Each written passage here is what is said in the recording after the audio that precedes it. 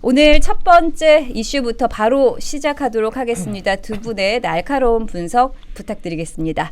자, 오늘 첫 번째로 민주당 장경태 의원이 준강제 추행 혐의로 고소된 가운데 긴급 기자회견을 열고 입장을 밝혔습니다. 내가 오히려 피해자다. 무고죄로 맞고소하겠다라면서 자신의 의혹을 정면으로 반박하고 나섰는데요. 또 이 사건의 본질은 데이트 폭력 사건이다라고 주장을 했습니다. 먼저 이것부터 좀 따져봐야 할 것 같습니다. 당시 현장 영상을 보면요. 남자친구가 여자친구가 아닌 장 의원의 멱살을 잡고 지금 뭐 하는 거냐 이렇게 따져 묻는 장면이 나오죠. 그러다 보니까 이게 무슨 연인 간의 데이트 폭력이냐 이런 의견들이 참 많은데요. 장경태 의원의 기자회견 좀 어떻게 보셨습니까? 굉장히 황당하다라고 생각을 했습니다. 3시 10분경에 긴급 기자회견을 한다라고 알려왔고, 그리고 바로 직전 날 즈음에 그 친민주당 성향 그 유튜버들을 중심으로 장경태 측에서 좀 상황을 완벽하게 뒤집을 수 있을 정도의 카드를 지금 준비를 하고 있다. 네. 이런 이야기들이 있었거든요. 그래서 무슨 이야기가 나오나라고 했는데 뜬금없이 데이트 폭력 이야기를 하더라고요. 그래서 이게 무슨 얘기를 하나 들어봤더니, 그러니까 그 연인들 간에 그러니까 멱살을 잡았던 그 남자친구와 그 피해를 지금 주장을 하고 있는 여성 측 간에 그 데이트 폭력건을 물고 늘어졌다라고 하는 겁니다. 그런데 그게 지금 너무 뜬금이 없잖아요. 네. 전혀 독립적인 사건이지 않습니까?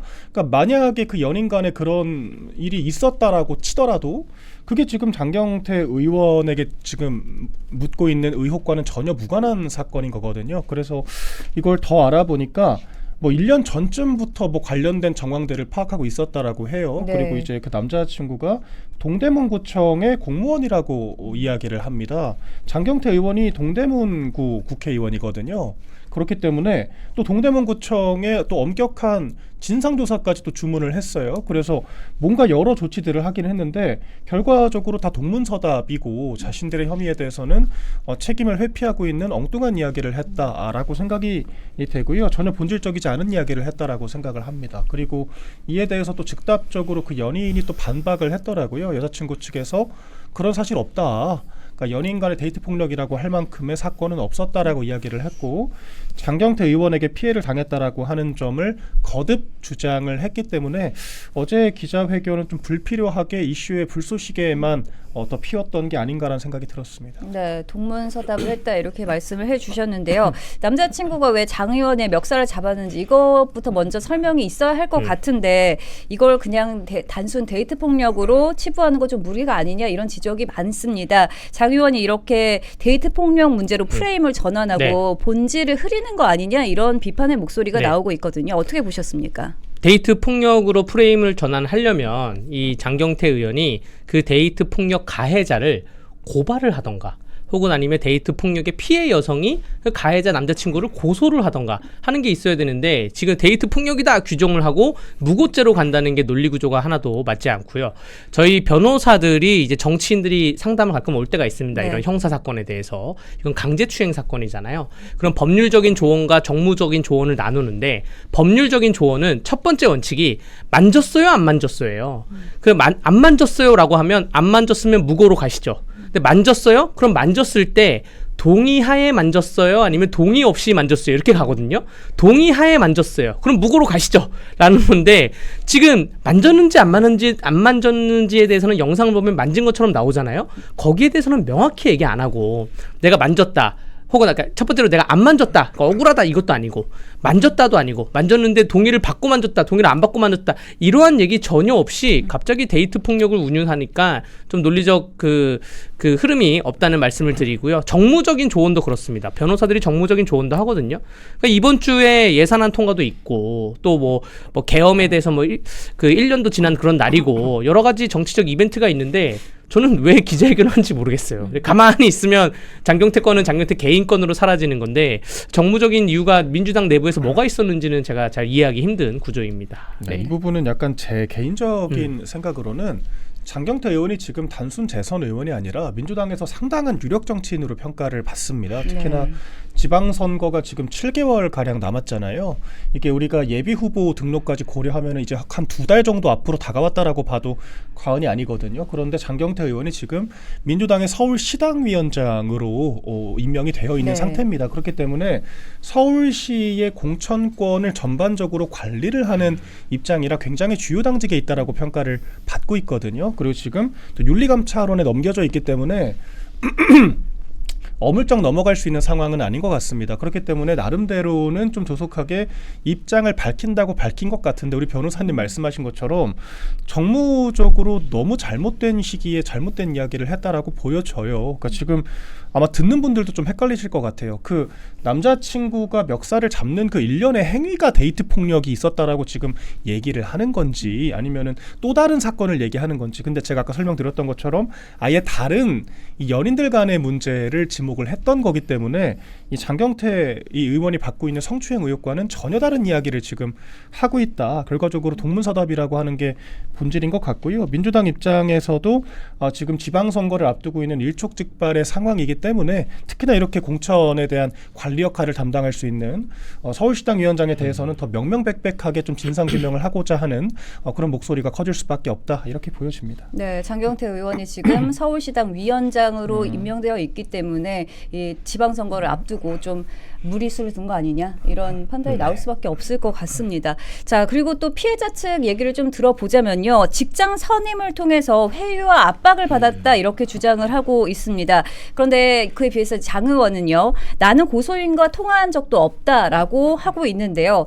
자, 그런데 이건 좀 제가 네. 여쭤보겠습니다. 이제 사실 본인이 직접 통화하지 않더라도 측근이나 제3자를 통해서 영향력을 행사했다면 네. 그건 역시 명백한 2차 가해로 볼 수 있지 않겠습니까? 네, 2차 가해도 명백하고요. 만약에 성범죄에서 피해자로부터 고소를 당했는데 그 피해자한테 어떠한 외압이나 어떠한 제3자를 통해서 행사를 하면 증거인멸의 우려가 있어서 구속사유입니다.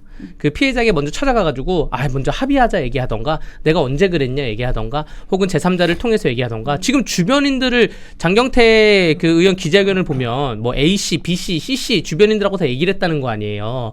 그런 식으로 예를 들어서 뭐 압박을 가했다 그러면 이거는 증거인멸의 우려가 있어서 구속사유에 해당을 돼요. 영장을 네. 칩니다. 영장. 지금 피해자와 그 가해자가 장경태 가해자 그 피해자 사이에 다 뭐 그 오픈된 공간에서 근무를 하는 분들이기 때문에 직업이 명확해가지고 뭐 수사가 가속화되지 않을 수도 있지만 이게 만약에 일반 사람들 사이에서 이렇게 피해자한테 2차 가해를 갔다? 이거 구속사유라는 점을 좀 말씀드리겠습니다. 네. 그리고 또 그 선임과 장 의원의 관계도 좀 궁금한데요. 어떻게 보십니까? 그러니까 지금 전형적인 정치인 화법을 쓰고 있는 거죠. 그러니까 대장동 사건 같은 경우에도 너무도 많은 사람들이 연루가 되어 있고 심지어는 그 7,800억 원이라고 하는 돈 중에 50억 원이라고 하는 퇴직금 명목으로 많은 사람들이 또 불법적으로 연루가 되어 있다라고 지금 재판을 받고 있는 상황입니다. 그런데 정작 최종 결재권자라고 할 수 있는 성남시 수뇌부의 가장 정점에 있는 이재명 대통령 본인은 나는 한 푼도 받지 않았다라고 이야기를 하고 있잖아요. 지금 장경태 의원이 펼치고 있는 주장이 똑같은 주장인 겁니다. 누군가가 그랬다라고 지금 주장을 하고 있는 건데 아무튼 나는 직접 통화한 적이 없다. 내가 직접 압박을 하지 않았다라고 지금 이야기를 하고 있는 거잖아요. 근데 본질적으로는 본인이 직접 지시를 한 게 됐건 본인과의 관계성 때문이 됐건 누군가가 제3자가 피해자에게 관련 사건 본인이 지금 피의자로 고소가 되어 있는 이런 사건에 대해서 압박을 가했다라고 하면은 당연히 본인도 책임으로부터 자유로울 수가 없는 거라고 저는 생각을 하거든요. 그런데 아무튼 나는 그런 적이 없다라고 지금 일관을 하고 있기 때문에 전혀 이것도 사실 맞지 않는 지금 답변을 하고 있다라고 생각이 되고 피해자가 1년 내내 엄청난 압박에 시달렸다라고 일관되게 이야기를 하고 있잖아요. 그리고 그런 압박이 이렇게 최종적으로 1년이 지나서야 고소라고 하는 결정까지 하게 된 계기라고 이야기를 하고 있습니다. 그 현장에서의 충격도 충격이지만 어찌 보면 그 이상으로 그 사후적으로 가해진 이런 2차, 3차 가해 행위들이 피해자에게는 더 큰 아픔이었다. 이렇게 지금 호소를 하고 있다라고도 볼 수 있는 거거든요. 그런 상황이기 때문에 이건 조금 더 장경태 의원이 조금 더 진지하게 접근을 해야 될 문제라고 생각을 하고 이런 식으로 책임 회피성 발언으로 넘어가서는 안 된다라고 보여집니다. 네, 무엇보다도 피해자한테 이체 가해가 가지 않도록 하는 게 가장 중요한 일일 것 같습니다.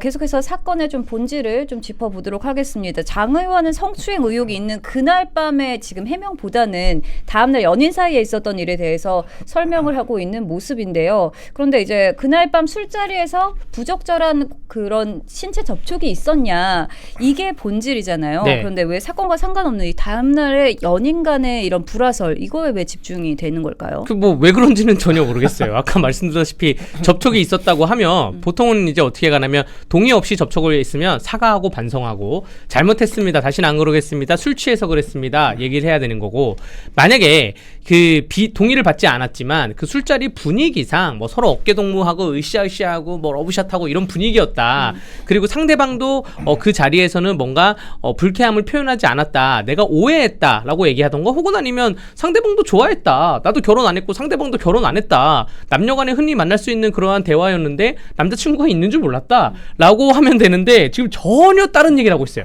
다음날 무슨 이 피해자 여성분이 감금을 당했다는 등 뭐 이상한 얘기를 하고 있기 때문에 그러면 이 피해자 여성분이 뭐 고소를 했겠습니까? 지금 장경태 의원 말처럼. 저는 처음에 장경태 의원의 그 기자회견문을 보고 무슨 생각 들었냐면, 고소를 한 사람은 피해 여성이 아니라 그 남자친구가 고발을 한 거구나라고 제가 오인할 정도로 글을 이상하게 썼어요. 그 제가 다시 몇 번 읽어보니까 피해 여성이 고소한 게 맞네. 근데 마치 고발인, 그 고발인이 있는 것처럼 그 피해 여성의 남자친구가 고발한 것처럼 그런 식으로 글을 써가지고 전혀 이해할 수 없는 거고요. 좀 장경태 의원 좀 후회할 것 같아요. 시간을 되돌려서 이 기자회견만이더라도 조금 더 이 법률적인 조언을 얻어가지고 정무적인 조언을 얻어서 행동하는 게 낫지 않았을까 생각됩니다. 네, 말씀대로 이제 100번 양보해서 만약에 다음날 데이트 폭력이 있다고 쳐도 전날 밤에 이제 장 의원이 부적절한 신체 접촉을 했다, 이 성추행 혐의를 덮을 수 있는 면죄부가 되진 못하지 않겠습니까? 그렇죠. 그러니까 전형적으로 물타기를 하고 있는 거잖아요. 근데 우리가 어떨 때 물타기를 합니까? 자기 사건에 대해서 너무 명명백백해서 이것을 변명할 여지가 없을 때 엉뚱한 이야기를 하는 걸 우리가 물타기 한다라고 하지 않습니까? 그렇기 때문에 조금 더 자기 사건에 조금 본질을 관통하는 반론이 나왔어야 했다라고 생각을 하는데, 지금 드러난 이 영상에서 우리 대중들이 확인했던 그런 사실관계를 뒤집을 만한 유의미한 반박은 나오지 않았던 것 같고, 아예 엉뚱한 이야기를 했다라고 지금 평가를 받는 거잖아요. 그렇기 때문에 실패한 기자회견이었다, 이렇게 평가를 하는 것 같고요. 괜히 불필요하게 전선만 넓혔다라고 생각이 됩니다. 그러니까 이렇게까지 괴롭혀 왔고 압박을 했기 때문에 오죽하면은 1년이나 지나서 피해자가 고소 결정을 했겠는가, 이런 여론만 커지지 않았을까라고 하는 생각이 듭니다. 네, 변명의 여지가 없을 때 물타기가 나온다, 이렇게 말씀을 주셨습니다. 자, 그리고 또 더 나아가서 장 의원은 이번 사건이 윤석열 정권의 정치 공작으로 사건이 조작된 것처럼 주장하고 있기도 합니다. 하지만 이미 이제 피해자 육성 녹음과 이제 현장 영상까지 공개가 되지 않았습니까? 그러다 보니까 정치적 프레임으로 가려는 내란 드립 아니냐, 이런 얘기도 나오고 있거든요. 그런 얘기도 했어요. 제가 이건 윤석열 정권의 정치 공작이 말이 안 되는 게, 지금 거기 뭐 의원실이 이준석 의원실 사람들이었다고 하는 거잖아요. 당시 그 이준석 의원과 윤석열 정권의 관계는 굉장히 안 좋은 관계였어요. 그런데 뭐 윤석열 정권이 뭐 이준석 의원실과 해가지고 장경태 의원한테 공작할 일이 뭐가 있습니까? 전혀 이런 일은 사실 무근인 얘기를 본인도 이제 당황하니까 이런저런 얘기를 한 것이고요. 장경태 의원은 이렇게 해야죠. 기자회견을 하지 말고 경찰에 출두를 할 겁니다. 출석 조사를 하면서 유명인들이 성범죄에 연관되어 있는 유명인들이 이때까지 뭐 연예인이건 정치인이건 많이 있었는데, 그냥 경찰 출두하면서 조사 성실히 받고 진실을 밝히겠습니다. 그 정도 얘기하면 되는데, 이게 왜냐면 그 변호사가 보기에도 이게 뭐 손이 올라가 있는 건지 허벅지로 손이 간 건지 막 애매아사모했거든요. 저는 그래서 제 SNS에 그 어떠한 장경태 의원에 대해서 왈가왈부 글을 안 쓰긴 했는데, 또 일단은 개인의 일탈이 어떠한 단체를 귀속한다, 저는 이렇게 생각하지 않아요. 다만 다만 그 개인의 일탈들이 여러 가지 유형이 쌓이면 지금 민주당이 많은 유형이 쌓여 있잖아요. 그래서 이게 정말로 민주당 내부에서는 성범죄에 대한 인식 자체가 없는가라고 생각이 들면서도 이게 아직 강제추행인지 아닌지 모르겠는 거예요. 변호인의 입장에서는. 그러면 조용히 조사만 받으면 되는데 이거 뭐 윤석열 정권의 공작인 것처럼 주장을 했다는 거는 말도 안 되는 얘기고 피해자를 두 번 또 가슴을 입히는 거죠. 네. 네, 뭐 계속해서 내란 드립까지 좀 치는 모습 어떻게 보셨습니까? 마찬가지로 물타기 논리라고 봐야겠죠. 민주당이 가장 잘하는 게 엉뚱하게 상대방을 악마화하거나 상대 메신저를 공격하는 방식으로 물타기를 하는 건데 민주당 부대변인이 조금 놀라운 이야기를 하긴 했더라고요. 그러니까 이게 장경태라고 하는 사람을 상처 입혔을 때 내란 세력들이 가장 좋아하지 않겠냐. 그러니까 내란 세력들에게 장경태가 얼마나 눈에 가시겠냐 이런 취지로 이야기를 했더라고요. 근데 아까 우리 변호사님 말씀해 주신 것처럼 이 사건에 관련된 지금 관계자들과 국민의힘 뭐 혹은 이 내란과 뭐 비슷하게 엮을 만한 건덕지 자체가 지금 없는 걸로 판단이 되거든요. 그런데 대체 이런 논리가 왜 나오는지가 좀 의구심이 들고 심지어 이 사건이 발생하게 된 시점이 작년 10월경입니다. 네. 비상계엄 벌어지기 전에 벌어진 사건이에요. 전혀 상관이 없는 이야기를 지금 하고 있는 겁니다. 시점을 교란시키고 있는 거라고 생각을 하고, 그러니까 민주당이 지금 분리할 때마다 몇 년 동안 숱하게 이야기해왔던 것이 김건희 여사 타령, 내란 타령인데 좀 자기 문제를 좀 직시하고 거기에 걸맞는 조금 반박을 내놓는 것이 맞다라고 생각이 되고, MBC도 사실 관련 기상캐스터 사망 사건이 터졌을 때 MBC를 흔들기 위한 뭐 준동으로 쓰지 말아라고 하는 등의 이 잘못된 정치적인 그런 해석을 내놨다가 또 엄청나게 문매를 맞았었잖아요. 지금은 좋은 전략이 아니라고 판단이 되고 이것도 일종의 피해자에 대한 2차 가해가 될 수 있다라고 하는 점을 명심해야 할 것 같습니다. 네, 말씀처럼 이렇게 객관적인 이런 증거 없이 반박 없이 정치 공작 프레임을 내놓는 모습이 오히려 장 의원 네. 본인이 혐의를 인정하는 것처럼 보인다. 네. 이런 말도 나오거든요. 그리고 제가 이 영상을 봤을 때는 사실 저도 술자리에서 굉장히 조심스럽게 술을 먹습니다. 네. 많은 사건을 하기 때문에 만세 들고 술을 먹던가 뭐 팔짱 끼고 술을 먹던가 옆자리에 아예 안 가던가 굉장히 조심스럽게 행동을 하는데 그 영상은 너무나 자연스러웠어요. 보통 국회의원들이 어떠냐면 보통 시장 군수 정도 간 정치인들, 국회의원 간 정치인들 정도의 뭐 도의원 시의원분들도 한 3-4잔 먹다가 본인이 취할 것 같으면 저는 먼저 들어가 보겠습니다 하고 들어가거든요. 이런 사고가 발생할까 봐. 근데 굉장히 자연스러워서 약간 이런 의심도 듭니다. 이게 한 번이었을까? 막 이런 생각도 저는 들었어요. 영상 보고. 장경태 그 의원을 뭐 비하하거나 비난하는 게 아니라 제 생각에는 이게 한 번이었을까? 저 행동이 너무나 자연스러운 거예요. 그런 의심을 들었기 때문에 어쨌든 피해자가 고소를 했다는 거는 피해자의 마음의 상처가 있었다는 것이고 정치적으로 프레임 쌓고 정치적으로 물타기 하지 마시고 피해자의 마음부터 좀 헤아려 주시길 바라겠습니다. 저는 한편으로는 좀 그런 생각도 들더라고요. 그러니까 장경태 의원 쪽에서 먼저 정치적으로 접근을 하니까 저도 정치적으로 조금 해석을 해보자면 네. 이게 이례적으로 고소하고 하루 만에 입건되고 또 하루 만에 보도가 나왔단 말이에요. 그러니까 네. 굉장히 의구심이 든다라고 하는 분들이 많은데 특히나 이 장경태 의원이 이제 그 친청계라고 하죠. 좌장 역할을 하면서 굉장히 강건한 목소리를 많이 내왔었고 특히나 이 김민석 총리에 대해서 서울시장이나 이 차기 총선 당대표를 뭐 노릴 만한 여력이나 시간이 없을 것이다라고 하는 식의 견제 발언까지 해왔단 말입니다. 그렇기 때문에 친명계들이 좀 견제구를 던지고자 하는 의도가 있었지 않았을까라고 하는 그런 의구심들이 있거든요. 다른 말로 이야기를 하자면 지금 장경태 의원은 좀 세간의 일반 국민들께 소명하는 것 그 이상으로 민주당 내 입지를 견고히 하기 위한 자기 세력을 만드는 게 중요하다라고도 볼 수 있는 겁니다. 그렇기 때문에 이 이른바 민주당의 강성 지지층들이라고 하면 누구라도 조금 움직일 수 있을 만한 그런 레토릭들 이를테면은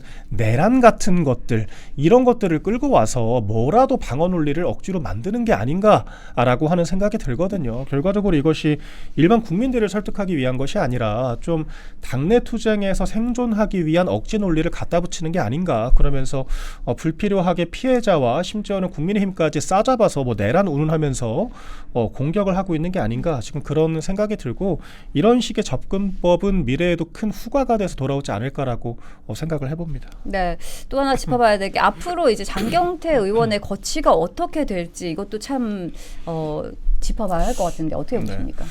때 일단은 윤리감찰원을 작동을 했다라고 하는 것은 수사기관보다는 발빠르게 사실관계를 규명하겠다라고 하는 의지로 보이기는 하거든요. 그런데 윤리감찰원에서 모르겠습니다. 제가 아까 말씀드렸듯이 현재 당대표인 정청래 대표의 핵심 측근으로 평가를 받고 있기 때문에 경찰 수사가 나오기 전에 어물쩍 뭉개기 위해서 윤리감찰원을 좀 선제적으로 작동한 거라고도 볼 수 있을 것 같아요. 그래서 민주당 내 어떤 결론이 나오냐가 훨씬 중요할 것 같거든요. 왜 그러냐면 일단은 그 지방선거 전에 제가 앞서 설명드린 것처럼 서울시당 위원장으로서 당직을 가지고 활동할 수 있겠느냐가 제일 당내에서는 중요한 현안이 아니겠습니까? 그렇기 때문에 수사기간 훨씬 더 긴 시간이 걸릴 것이고 그런 1차적인 결론이 중요할 것 같아요. 그래서 민주당에서 장경태를 안고 가고자 조금 뭉개기를 할 것인가 아니면은 수사기관에서 결론 나오기 전에 선제적으로 정리를 하고 새로운 서울시당 위원장을 뽑고 조금 선거를 총괄할 수 있게 할 것인가 이 판단이 중요할 것 같습니다. 결과적으로 민주당의 판단이 중요할 것 같은데 사실 이게 선거를 앞두고 있는 상황이기 때문에 또 막연하게만 판단할 수 없을 것 같거든요. 더군다나 지금 명청대전이 극한으로 치닫고 있는 상황이라서 제가 봤을 땐 장경태도 장경태인데 정청래 대표도 지금 굉장히 위태로워요. 그래서 비대위 전환까지 지금 언급이 되고 있는 민주당 내 상황이기 때문에 좀 이런 여러 가지 구도를 종합적으로 봐야 될 것 같습니다. 네, 수사기관 결과가 좀 나와야지 알 것 같은데 네. 언제쯤 나온다고 볼 수 있을까요? 사실 수사가 뭐 그 동영상도 있고 당사자들이 모두 부르면 바로 올 수 있는 다 여의도 인근에 있는 사람들이기 때문에 수사기관이 의지만 가지면 다음 주에 뭐 고소인 수사하고 다다음 주에 뭐 피고소인 수사하고 12월 달 안에 모든 수사가 다 완료가 돼서 적어도 송치냐 불송치냐 결정은 나올 수 있을 것 같고요. 지금 여성단체 협의회에서 오늘 성명서를 발표를 했어요. 장경태 의원에게 깊은 배신감과 분노감을 느낀다. 특히 2차 가해에 대해서. 장경태 의원이 만약에 그 기자회견까지 안 했으면 뭐 진보적 성향을 갖고 있는 뭐 여러 여성 단체에서는 그냥 이러한 성명서 발표까지는 없었을 것 같은데 괜히 기자회견 잘못해가지고 기름을 부어가지고 장경태 의원의 거취가 어느 조용히 있을 것 같다 생각이 되고요. 수사는 좀 빠르게 진행됐으면 하는 바람이 있습니다. 복잡한 수사가 아닙니다. 마음만 먹으면 수사기관의 의지만 있으면 이번 달 한 달 안에 종결도 할 수 있다 말씀드립니다. 네, 성추행이었는지 데이트 폭력이었는지 앞으로 향후 수사 결과를 잘 지켜봐야 할 것 같습니다.